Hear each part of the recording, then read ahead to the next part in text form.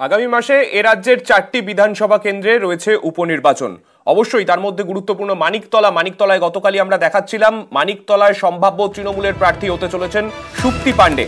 প্রয়াত বিধায়ক সাধন পাণ্ডে স্ত্রী সুপ্তি পাণ্ডে তিনি প্রার্থী হতে পারেন তৃণমূলের তরফে। আজকে সকাল থেকেই সেখানে তৃণমূলের তৎপরতা। সুপ্তি পাণ্ডের নামে দেওয়াল লিখন শুরু হয়ে গেল ইতিমধ্যেই।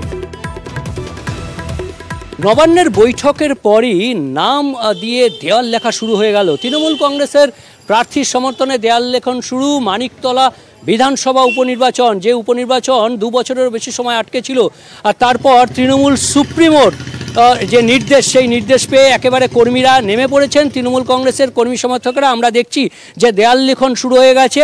যে নির্দেশ নবান্ন থেকে এসছে তারপরই কাজ শুরু করে দিয়েছেন। জামাই ষষ্ঠীর দিন সকালেও তাই প্রচারে খামতি নেই তৃণমূল কংগ্রেসের। ক্যামেরায় মনোজের সঙ্গে বিশ্বজিৎ, নিউজ 18 বাংলা।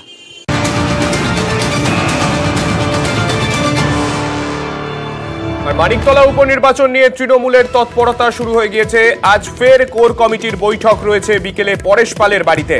আমাদের সঙ্গে রয়েছেন আমাদের প্রতিনিধি আবিরের কাছ থেকে জানতে চাইবো, আবির, এই বৈঠকে মূলত কি কি বিষয় আলোচনা হতে পারে এবং কারা কারা থাকছেন এই বৈঠকে? দেখো, কোর কমিটির মানিকতলা নিয়ে যাদেরকে নিয়ে তৈরি করে দেওয়া হয়েছে